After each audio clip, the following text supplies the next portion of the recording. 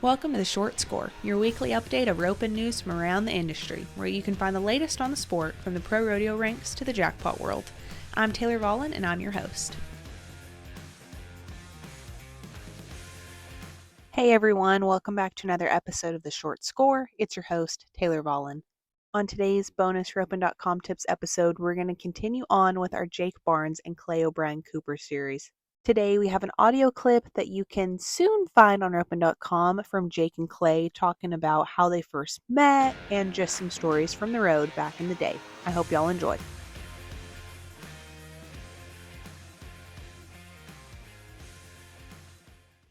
It was back in those days when we were going to that, and then I think I went to a jackpot up in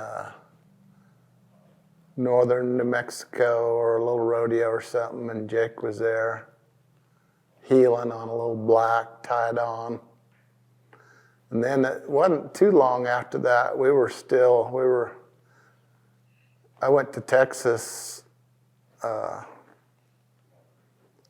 actually went to the Petskas when I was like 17 and stayed with them and amateured, and Jake was hooked up with Don Beasley and Dan Fisher, and him and T. Woolman were heading for them, that group.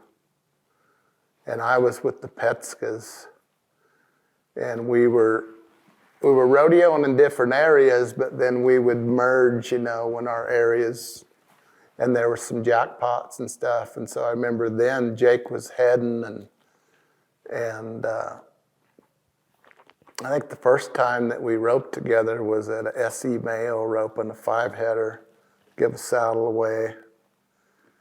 And Jake and I roped, and we won the roping, and he won the saddle. And then the next time I seen him was Al Bach had called him up to the big leagues, and he started rodeoing professionally. And then I was roping with Brett Beach, and Brett and I started buddying with Jake and Alan. And a result of that, when Alan was the leader, you went to everything. And so you went to every jackpot, every rodeo, everything you could possibly schedule in. And so it just made sense for Jake and I to rope second partners at all of those ropings. And it just seemed like we did good all the time. And we just kind of had, I guess, chemistry together from the get-go, even though we were roping with different partners at the time. We used to charter airplanes to jackpots and borrow horses. Alan was incredible. I mean, he was the master of entering rodeos, and he could throw jackpots in between and fishing trips, and there's no telling what. We just tagged along. We just did when it was our time to drive and fill up with gas. He was the master. Morning, noon, and night. Well, back in the day, there was just dualies. There wasn't very many 2-seater trucks then.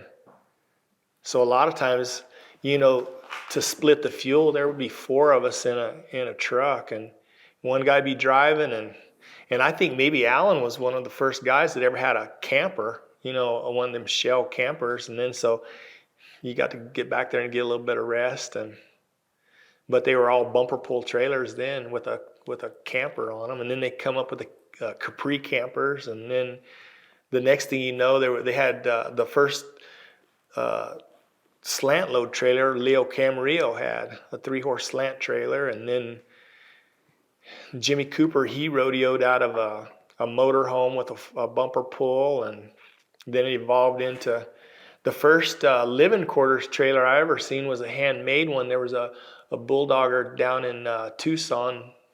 Doug, what was his last name? Anyway, he built him a little gooseneck and had a little just a homemade shower in it, and then it evolved into the Bloomer trailers, and then you got the Freightliners and the Bloomers and the golly, they're just incredible.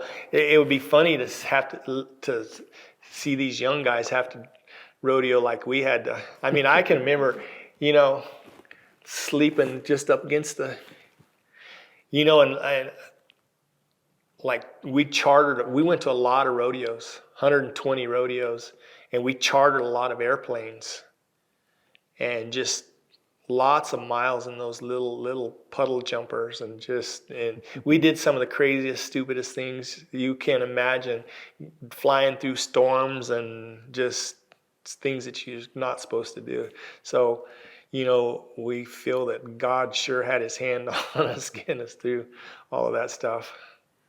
I was roping with T. Woolman, and we got done at the short round at Ellensburg, and we were up at Bishop or Lancaster or Bishop, I think it was Lancaster.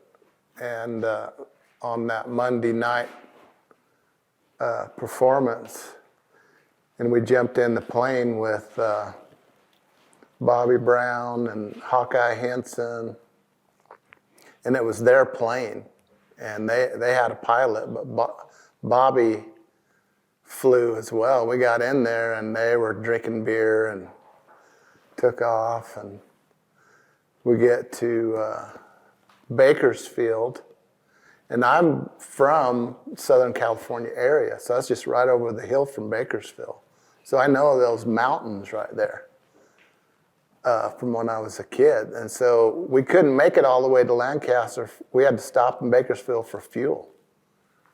So we stop, and then we get fueled up, and we take off. And we just take off from the airport, and then we're just climbing out. But it's getting dusk. And so those lights on those mountains, those, the plane lights that show you where the mountain is, they're above us. And I know that we're too low. And so I hollered, I'm in the back. I'm like, T, these are big mountains, and those lights are above us.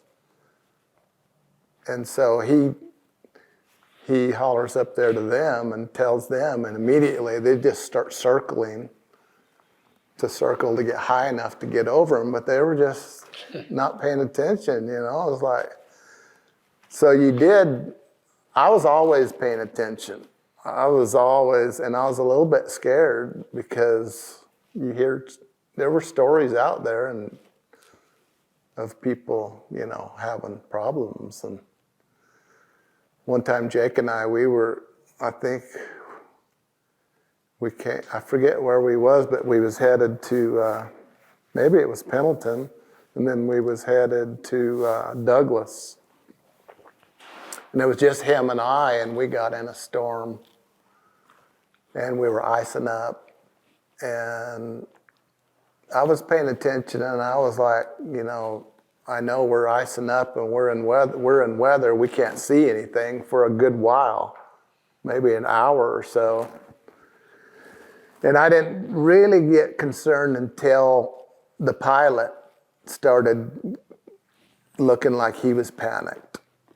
And then I was like, oh man, this isn't good, So this and stuff like that, I was like, Jake said, we did some kind of stupid things just to get to a $1,500 added rodeo. But we had to make it. You had to get there. My worst one ever was, I don't remember where we were coming from, but we had H.P. Evans and Dennis Moats with us. And it was going to be nip and tuck. We were headed to Joseph, Oregon. And H.P. said, I'm not going. So we were going through Vegas. And so we stopped in there and dropped H.P. and Dennis off. And Alan and I, we went on. And this just a little small plane anyway. And man, we get up there and we get in some bad weather. and it feels like we're in a washing machine. I mean, this plane is bucking and jumping and lightning and raining as hard as, and that was the first time that I was introduced to St. Elmo's fire. There was a it looked like a flame, like a blue and red flame. And so what it is, it's like static electricity. And so there was a flame around the propeller. And so that was the scariest one for me. And it was pitch dark and just lightning and just bucking and just jumping. And I thought, man, this is it. We ain't getting out of this one. So there was run out of fuel one time. We was going to Evanston, Wyoming, Alan and I, and we flew from Sonoy to Arizona up there, and the pilot run us out of fuel because we were in a hurry. We wasn't going to make it, and the weather got socked in, and we couldn't get down below the clouds, and it's up in the mountains up there. And finally, the pilot said, "We got to go down." He said, "We're gonna run out of fuel, so we got to." And just about that time, there was just a little opening down there. We saw some, and so boy, we dropped down there and found the airport, landed, turned around to taxi up to the terminal up there, and we ran out of gas. And we had to get out of the plane and push the plane up to the. So just stuff like that, just stupid stuff.